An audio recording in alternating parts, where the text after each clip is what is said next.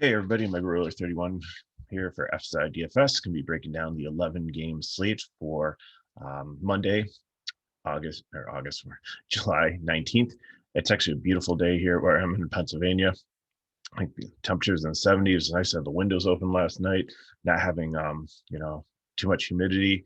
This slate looks really great for weather. There's only one game that's a mild concern, and that's San Diego and Atlanta with some rain in the forecast there.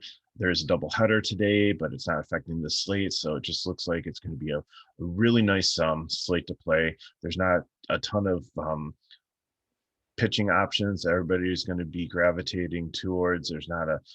There's many different great hitting situations too. So I think it's a slate where ownership is going to be spread out. There's not going to be huge trains of copycat lineups that are everybody's going to be playing all these chalky plays, and it's going to be like a high scoring night. And I think it's going to be a chance for us as DFS players to go out there and really craft some really nice lines that we really feel good about, and go in some different directions and be able to have a very successful night. So the other cool thing too is, like, I'm off from my regular job today, so I wasn't up at like 4:30 today to break down the slate to try to get it out by like 6 o'clock so I could get off to work.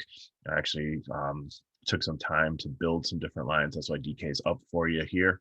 And at the end of the video, I'm actually going to go over 3 cash builds that you could consider, and 1 GPP one. So let's just run through the games really quickly, and then I'll go over my stacks for pitchers and hitters, and then we'll go through those lineup breakdowns. So video might be a little bit longer today, but I'll try to keep it within reason. So first game would be Miami and Washington. It looks like Trevor Rogers versus John Lester. If it is Rogers, I'm definitely interested in him as a pitcher. He would definitely be in my top 4. If it's not him and it's neither, not interested then. So on the other side, John Lester, definitely not interested. He faced them on June 25th, and the Marlins put up 7 runs on him. So definitely love the Miami bats here today. If Lester is the pitcher, Major League Baseball doesn't have him confirmed, but I've seen more Lester than anything else in all the sites out there. Miami's the one where I've seen different pitchers listed as a starter, so pay close attention to that. So if it is Lester, then definitely love the Miami bats here. I think they're in a great spot. Adam Duvall is one of my favorites. Rojas is a shortstop, is a hard position to fill today, and at 4K, if you can get up to him, is definitely a good play there. Washington side of it, they continue to be cheap, and if it is neater, then you have a lot of guys here that are below 4K, even Bell at like 4.3 is reasonable. You only have 2 high price bats here, so you can definitely get a Washington stack. And now one of my favorites, but if they're not facing Rogers, something that you can consider. Boston Red Sox and Toronto Blue Jays. You have Pivetta versus Stripling. Both these guys can get some strikeouts, but both these guys can give up some hard contact and supply balls. So each one of them might get 6 to 7 to maybe 8 strikeouts, but they might give up 2 or 3 home runs apiece. It's got a 10.5 total. It's in the Buffalo Park. I think there's going to be a lot of offense here, even though it has like wind blowing in right now at like 11 miles per hour. I think that we're definitely going to see some high scoring here. So Red Sox, like the bats here. Now it doesn't even have to be the lefties. I can take some of the righties here, like any of the fly ball hitters, JD, Xander, Devers, definitely. I love that matchup there. He's been a double machine this year. Renfro, even though it's not a lefty righty matchup. And keep your eye on Jared Duran. I know he came out in the first game and did well. He did not have a hit last night, but he's a very good prospect. He had a very good spring training, and he's spent some time down in the minors, and now that he's been called up, and it's really frustrating with the Red Sox, especially when it comes to stacking, because they have 5 outfielders actually in their lineup. Kiki used to be eligible at second in outfield, but now he's just primarily outfield. So you can't play all of them here, but Duran I like him in outfield if you're looking for a cheap punt at 2-3. I think he's got a lot of potential. I like the matchup here. On the other side, Toronto, definitely my favorite stack here against Pivetta, and you can pretty much use a lot of these guys in your lineup. And we'll get to them when we get to the lineup construction at the end. Baltimore at Tampa Bay. You have Spencer Watkins against Ryan Yarbrough. I really kind of like Yarbrough here. I think he is one of my candidates for SP2. If I'm paying up for my SP2, he could be my SP1 also. If I wanted to just go at a midpoint pitcher, he doesn't seem like he's like the long reliever anymore. It seems like he's been a regular major league pitcher. Baltimore's been okay, but they only have a 3.34 total here. So it's in a pitcher's park. So I definitely like him here. The Baltimore bats, if you don't feel Yarbrough is your guy, they are super, super cheap here. Mancini's got good BVP against him. So, if you want to throw him in the stack, but Hayes at 2.5 and Mountcastle at 3.5 and Santander at 2 and Urias actually at 2.4 for a shortstop has been really good. Severino is reasonable at a catcher at 2.6. So they make for some cheap fill-ins if you want to go with them as a secondary stack with your major stack tonight. Tampa Bay, I'm off the bats here. Even though Watkins is not a great pitcher, and even though they have a 5.16 total, they are priced up like they're at Coors Field. I just don't get this pricing. When you have Joey Wendell at like 5.1 and Franco at 5.3, they're just such an expensive stack tonight. Kiermaier has actually been really hot recently, and he is 2.7K. He's batting 6, and he's got the splits matchup. So he's one that I would definitely consider here. Last couple games, DK points 16, 15, 7, 4, 27, 6. So out of the last 6 games, like he has definitely been returning a nice value for his price because he has been pretty cheap. He's been around like 2K, 2.1. He's only up to 2.7 now. So I think that's a great bargain if you're looking to pay down for an outfielder. Next game would be Texas and Detroit. You have Kyle Gibson against Casey Mize.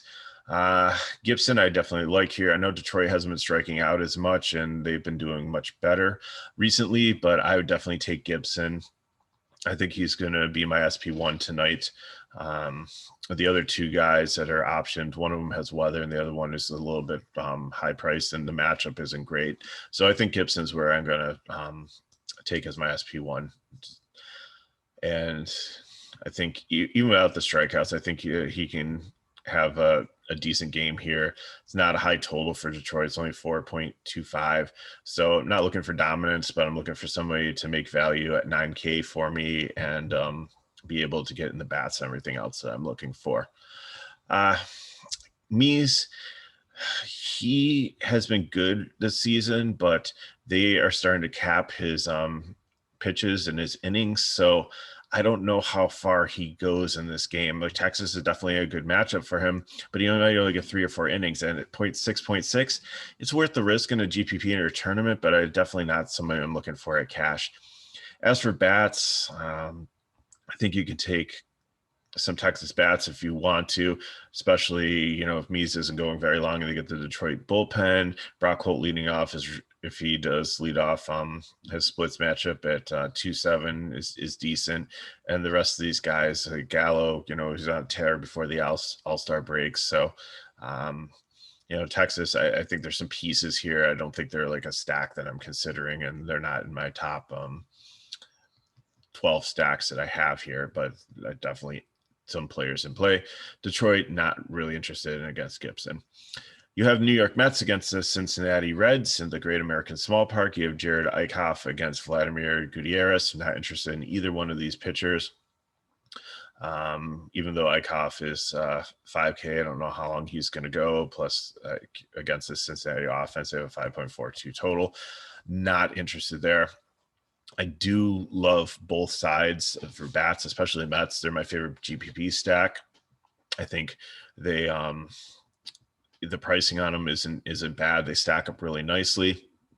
Help you get whatever pitching in you want, and we'll go over that and when I do the builds. And then Cincinnati, same thing. Castellanos, I don't know if he's going to be in or not. I think he hurt his wrist, so I'll have to see if he plays. But even if he doesn't play, there's I think Naquin is probably my favorite play here in this game at 2.5. This guy had early on in the season was like having a great season, cooled off a little bit, but still has a splits matchup. It's winds blowing out about 8 miles per hour. Ballpark factor. I think he's a great play tonight. Okay, so here comes the weather game. It looks like there's about a 75% chance of rain in San Diego and Atlanta. So unfortunately, Yu Darvish is pitching. He's coming back from the IL, but he says he's 100%. He threw a bullpen. He said he had a cold or something. He wasn't feeling well either. So that kind of led to him, not only going out with the injury, but just not feeling well overall and not doing well in his last couple of starts. So if this game plays, I'm interested. You have the wind blowing in a little bit there. Atlanta is not as scary with their lineup now that Acuna is out. So if the game looks good at 9-2, I think Darvish is a steal and a great play. But with the rain factor, I think I'd prefer Gibson just for the safety of it. For bats, Mueller is a decent young pitcher. If this game plays, I would definitely like San Diego, but I actually have them ranked this third GPP just because of the weather factor. I'm just not confident that this game plays at all. So I'm just going to kind of pretend it's not on the slate at this point. Cleveland at Houston. Mejia against Greinke. I know Houston has struggled recently out of nowhere. They're starting to strike out when they were a very patient team. I think that they start putting the pieces back together, and I think that you just see them start to surge again. They have a 5.18 total here. Mejia is not a great pitcher, so I think they're in a good spot offensively. Greinke, I think, with the lack of options on the slate, would be somebody that you could consider as your SP2, but I like some of the other options like Yarbrough and Ohtani, which I'll get to, that are a little bit cheaper. But I'm not going to say that, Greinke every so often will throw out like a 20, 25, 30-point game. Remember, he's a little bit reverse splits too. So some pieces of this Cleveland offense might be interesting for Emil Reyes. I think would probably be the one that I like the most, maybe Jose Ramirez, but we're really, Zimmer really seems to have benefited from Rosario, the other Rosario, Rosario being out. So I think in a GPP, if you want to be sneaky, you can take some of these Cleveland bats against Greinke. But overall, I don't think I'm going for a full stack here. Houston, I think they would be probably my fourth favorite stack on the night behind Toronto, Cincinnati, and Boston. You have the Chicago Cubs and St. Louis Cardinals. You have Alex Mills against Jake Woodford. Alex Mills, I think he got sent back down to the minors, and now he's coming back up. And, how long is he stretched out? How long is he going to go? St. Louis really doesn't scare me. It's a righty-on-righty matchup. So at 6.7K, he would be my favorite low-price pitcher on the slate. Definitely some risk there. Woodford is not a good pitcher at all. So the Cubs, I think, even though they only have a 4.25 total and have struggled a little bit, but Rizzo, like his price has gone down to 3.7. He was a 5K hitter. Like Hayward only 2.7, so there's definitely some reasonably priced bats here. I think the Cubs are definitely my favorite cheap stack of the night. With I know they have some guys that are like 5.1 and 4.7, but when you throw that 2.7 in and a 3.7 in with Rizzo, if you take like some of the guys lower on in the lineup, or even do like a wraparound with Ortega, I think you definitely can make them work. St. Louis, not really interested in. If you want to throw $1 on them in a stack, but they don't rank in my top 12 tonight. We have the LA Angels against the Oakland A's. Shohei Ohtani against Cole Irvin. Cole Irvin hasn't been great recently, but without Rendon and without Trout in this lineup, and David Fletcher finally broke his hitting streak, I was cheering for the guy. I'm not even an Angels fan, but the guy had like a 26 or 27 game hitting streak, and I think the record was like 29. He only had like 3 games to go, and last night he was 0 for 4. But he's been hitting really well, so I do not struggle playing with him. Although with the split advantage, his price has gone all the way up to 4.2. So not the bargain he used to be, but still I think he's a solid play there. But back to pitching, Ohtani, definitely like him. I think he's going to be my SP2 tonight. against Oakland. Oakland, especially the bottom lineup, does have some strikeouts. Really, they'll probably throw Mitch Moreland in there, Olsen, but it's primarily a right-handed batting lineup. So I think, Ohtani's done a lot better with his control. He's obviously an all-star, so, and an 8.7 is a very reasonable price for him. Cole Irvin, like I said, on the other side, struggled a little bit, 7.8. I think he's interesting. I think medium range, he'd be my fourth favorite, but GPP only for pitching. If you need somebody a little bit below the 8K, I'd pay like $1,000 more and go with Ohtani, Yarbrough, or Greinke over him. But if you need to save the 1,000, I completely understand in a tournament. If it gets you what you need, then he's fine. Said I'd take pieces of the Angels. I wouldn't take a full stack, and the A's I'm really not interested in. But again, if Ohtani is losing control, or he's had enough days off after the All-Star game to be fine. So I'm not really worried about that factor. But if you think he's going to be chalky and really high owned, and you want to leverage stack, then I'm fine playing the A's there. Pittsburgh at Arizona. You have Chase DeLong against Caleb Smith. Caleb Smith,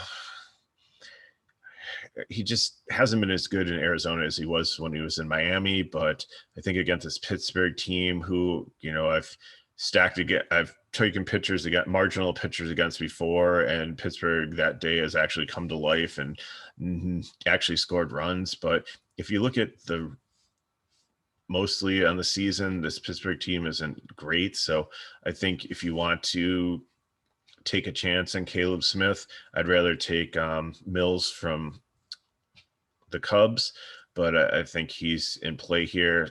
Pittsburgh total is 4.49. I think that's a little high. So if you're betting on DK and it stays that high, I think if you want to take the under on that, then that's definitely something to consider. So I'm not really looking at the Pittsburgh bats here, but the Arizona bats definitely I'm interested in. Calhoun batting second, splits advantage against a marginal pitcher. Only 2K. I think that's definitely something to look at. Even like Walker batting fourth is really cheap at 3K. So they're definitely the only one here with like Escobar at 5.2, but the rest of the stack is definitely easy to play. Final game, we have San Francisco Giants at the LA Dodgers. You have Kevin Gausman and Tony Gonsolin. Gausman and Goslin. I like Gausman here. He was scratched on Saturday, I think it was, because of a family issue that's cleared up. He's perfectly fine. He's back. Hopefully everything's okay with the situation. But I'm not going to say he's matchup proof, but I think he's decent here. But 10K is pretty high price against a decent Dodger lineup. And they're not even the favorite, like the Dodgers are the favorite. So he's a dog here. So he's my favorite high priced GPP pitcher. And I think I'll have him in my GPP line tonight. And I'll go over that with builds, but I'm not playing him in cash. Goslin on the other, it doesn't really go deep enough in games. Plus the San Francisco offense can throw a lot of lefties at him. And even though they have a 3.87 total, I'm not interested in Goslin at all. So just breaking everything down again, when you're looking at the high-priced pitchers, Ryu would definitely be my favorite, but you have the rain there. I don't think that game's going to play with 75% chance of rain. Gibson is my favorite one. Rogers, if he's playing, I would take him also. He's only 300 more than Gibson. And then Goslin at 10K would be in GPP. For medium, I have Ohtani and Yarbrough. They're about $100 difference. I prefer Ohtani. Greinke, I'm okay with. He's $100 more than Ohtani. And then Irving, if you want to save $1,000, is in play for a GPP and medium range. Low one, Mills. Don't know how far he's going to go. Caleb Smith looks like he has a good matchup, but Pittsburgh sometimes can put it together. Watkins would be the other guy that I would kind of look at. Again, he's risky. The only reason I look at him is just because it's against Tampa Bay and it's in a pitcher's park and Tampa Bay strikes out, but Watkins really isn't a strikeout pitcher. So I mean, 5.4, he's definitely a punt, but not somebody that I'm like making a high recommendation on. I'm just saying he's in the conversation. And then Mies would be my GPP lower price pitcher only because don't know how long he's going to go. The matchup's good against Texas. He could get some strikeouts and stuff. At 6'6", it's potentially he can make value in 3 to 4 innings, but he's not going to go super deep into the game. For stacks, the top stack is Toronto, then Cincinnati, then Boston, then I think Houston bounces back. For GPP, love Miami against Leicester. The Mets, I think, are definitely in play. San Diego, if the weather holds up, I'm not too optimistic on that one. And then Tampa Bay, but they're just so expensive tonight in that matchup. And then finally, the cheap ones, the Cubs. And they're not like super cheap, but there are some affordable pieces there to help you get that one in. Arizona against Pittsburgh looks good. Washington, if Rogers is not pitching, and then Baltimore is very, very cheap and some good fill-ins there. So let's go over to DK and look up some lineup constructions. As you see these lineups, like full lineups are going to come up, but keep in mind, as for like the DK rules, we can't give you full lineups. So you're going to see injured players and stuff in here as placeholders. So do not copy these lineups and put them in, because they are not going to be an actual lineup that's going to work for you. So here I'm going to pull up what I'm going to do for taking for the Blue Jay stack. So looking at catchers, I always like somebody in the 2K range. I'm putting Hyman as my benchmark. There are two guys in that potentially are going to play that are $2,100, but both of them are in the rain game. It's the San Diego catcher and the Atlanta catcher. So if that game plays, either one of them, if you need to save 200, and then there was a guy that's a minimum price for the Red Sox, but I'm not sure if he's going to play at catcher. Let me just flip the salaries here.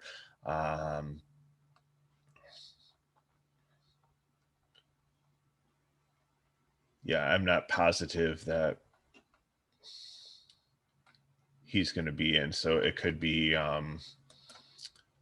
Vasquez or Velasquez there. So let's get Boston up there.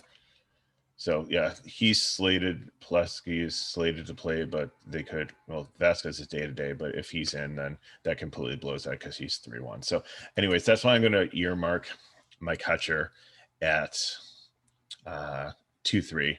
And Heim, definitely a decent matchup against, and he's a split hitter there. So Gibson, my SP1. I put Strasburg in just to earmark around that 8.7K. Like I said, my three guys I'm considering for my SP2, if I can get to them, would be Ohtani, Yarbrough, and Greinke, and they're 8, 8, 8, 7, 8, 6. So I'm going to put Vlad in my stack. I'm going to take Semien. A lot of people will go with Bichette, but if you look at Bichette's totals recently, he's had like, I think it's like 3 straight games, or as longer than that. Let's see here. For a guy that's 5'1", or 5'5", actually, his fantasy points recently have been 2, 5, 12, 3, 3, 7. He had 125. He just, out of the last 10 games, he's only broken double digits twice.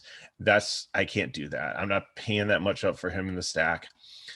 Grichuk has been decent recently, and Hernandez, Springer you can throw in there. He's a little bit more expensive, but my issue with him is I've stacked him a lot recently. The last 2 games, he did really well. He had over, I think he had like in the teens for DK points. Let me just switch it back. So Springer.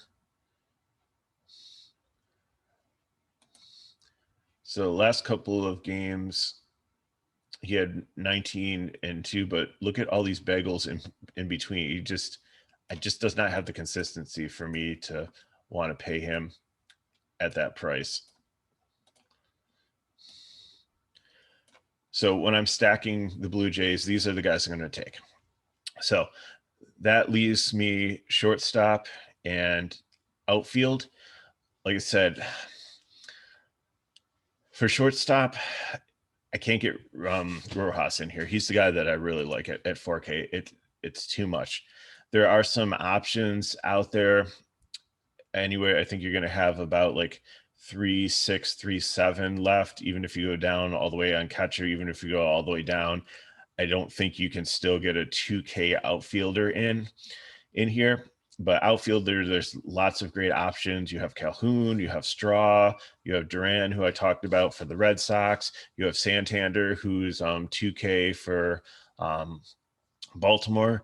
Actually, like I think Santander and the Baltimore shortstop Urias, I think he's around 2.4, bat close in the lineup. So there might be some correlation if you're there, and that give you a little bit more money. So you could go up here in pitcher, you could go up here in catcher, but this is what I'm looking at for the build for the Toronto stack. So let's go back to lineups here. The next one I want to pull up and look at is going to be the Boston build. So again, Gibson is pitcher, benchmarking the SP2 around the 8.7 range. So I'm placeholding that there. Heim 2.3 here. So with this Boston stack, I'm probably going to take Devers, Bogart, JD Martinez. I have Ozuna in here because I want to give you your choice at outfield. Kiki would fit in here possibly, but you could also go Renfroe. You could also go all the way down to the rookie that they have in there, Duran. And like I said, I think he's going to do well. So if you do that, then you can go up in pitcher. You can go up with catcher if you want to. You could even play the Boston catcher if he is in, if it is going to, if either one of them, it gives you money to go up to him, or you can go down to him. But I really like throwing the Arizona stack in here because Walker fits here, Escobar fits here, Calhoun fits here. If you want a little bit more money also, Rojas is only 4.3. He can go in here, and that gives you $900 more. If you want to go up for pay up for pitcher, pay up for catcher, or but pretty much the core Boston guys I'm going with is going to be Devers, Bogart, JD Martinez, and then I'm probably taking another outfielder here. So that's the Boston one. It works out kind of nice there.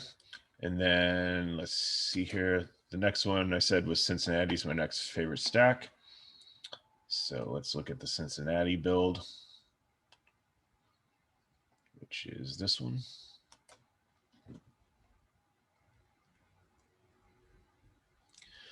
So again, Gibson, same range, Heim. This one is nice because you can take India, you can take Suarez, you can take Winker, and you can take Naquin. So those are the guys that I'm taking for Cincinnati. You can go with, even though I absolutely hate playing him, Votto. But Votto is 5.1. He's the same thing, the way I feel about Bichette is just, if you look at his scores recently in his 10-game log here, look at it's single-digit fantasy points. Like he just, for 5.1, I want more. I cannot pay that much money for a first baseman and only get single-digit fantasy points. So I'm out on Votto. If you want to put him in, absolutely fine, no problem. So I have Trout here in the IL because, like I said, I don't know if Castellanos is going to play, and he's 4.4. So if you want to put Castellanos in, that's fine. You can probably pay up at another spot because it's going to give you some money, or you can put him in for Naquin and go like Straw here if you want to continue on with the Houston stack. That could work out. But I like putting Houston in with them here, at least, having like Gurriel and Correa. But in this build too, you can even get a decent Houston outfielder. I believe you only need like $100 more to get Alvarez. So you have some correlation here. So you have India, you have Suarez, you have Winker, Naquin. So you have 4 Cincinnati guys. And then you can have, which I think these guys all are pretty much consecutive in order. So it'd be 3, 4, 5 if that's how the lineup comes out for Gurriel, Alvarez, and Correa. For that one, you'd need to drop down the catcher to one of the 2,100 guys, or you'd be locked in for your SPT would have to be Yarborough, unless you wanted to go down to Irvin and change other things up here. So that is that lineup. And then let's look at the GPP build. And like I said, the Goslin, I really liked, not Goslin, Gossman. The names are very similar for San Francisco. So I want to try to get him in a line. And then I absolutely love the New York Mets. So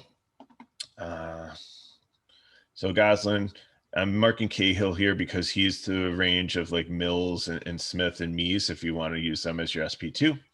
Heim again at catcher, and I'm taking Aguilar.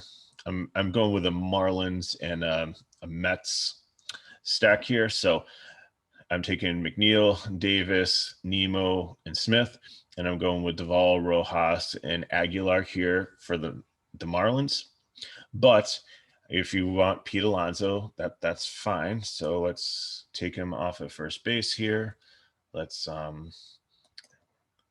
I'm okay playing Alonso, but then if you want Alonso in the build, I would take JD Davis and drop him down.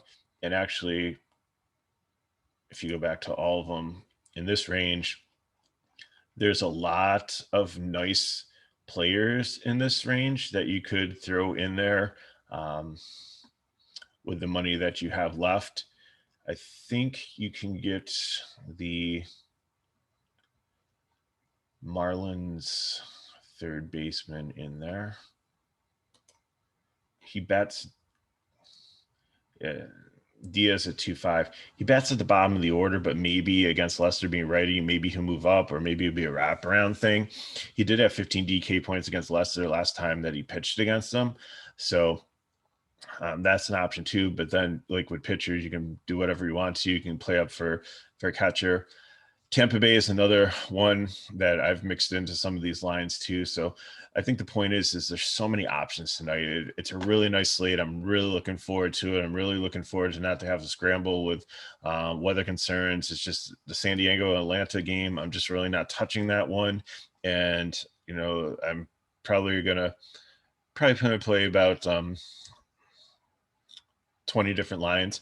If you are on DK and you do the achievements, check that out too, because they do have a home run achievement. There's not super amount of crowns, but it's something fun to do. I usually just max out. I usually just build all the lineups in the dimes. If you look, I looked right now and there's like 3 or 4 dimes contests there, which are 20 maxes. So for $2, you can almost stack everybody on the slate that you want to, and then you know each day it gets cheaper because once you hit the home run you don't have to play the team again. So I'm going for that achievement to see what I can do, and I'll let you guys know when I hit it. Hopefully it comes soon, but just something fun to do this summer. I kind of like it when DK does those. They did it with soccer with goals for the Euro contest. They do it in basketball for like 30-point games for like teams. So some fun things to do from the dog days of summer. So appreciate you all watching. Thanks. Drop some comments below. Reach out to me on Twitter at Megaroro31. Subscribe to our channel so you know when our videos come out. And good luck today, and we'll see you next time.